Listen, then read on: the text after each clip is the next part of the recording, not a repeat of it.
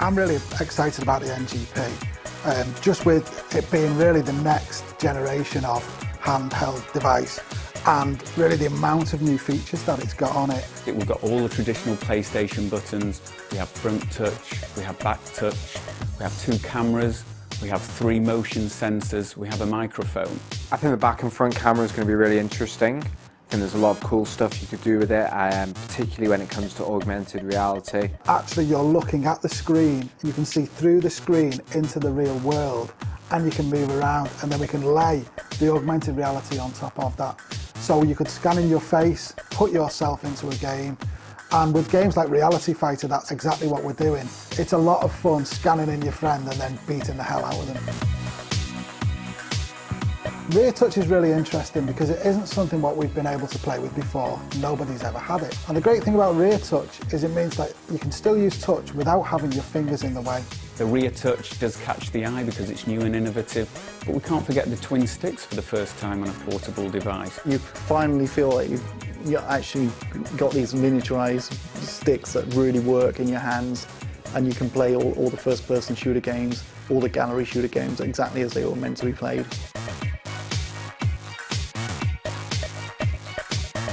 The screen on the PSP was good, it was great, but the screen on the NGP just blows it away. When you make that step up from like standard def to high def, you've kind of just got that same magic again, but on a handheld device. We look at the connectivity of the device.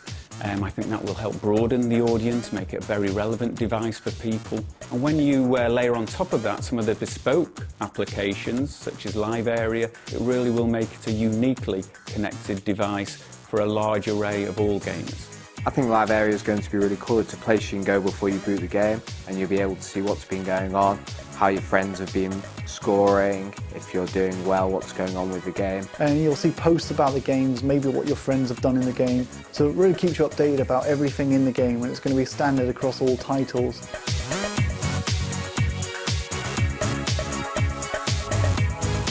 It's always interesting when you give the new hardware, the new kits to our development teams to see how excited they get. I'm really looking forward to developing an NGP game with rear touch.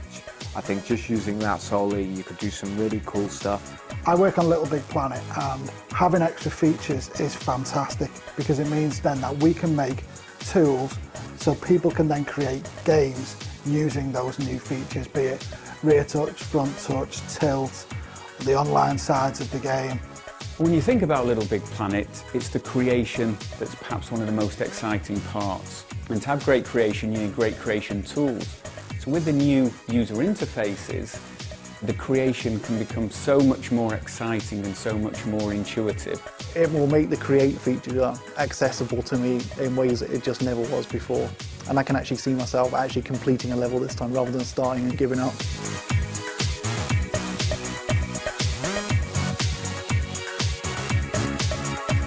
Some of the tech demos I've seen so far lead me to believe that there's a lot of promise there, and there's going to be a lot of great games coming.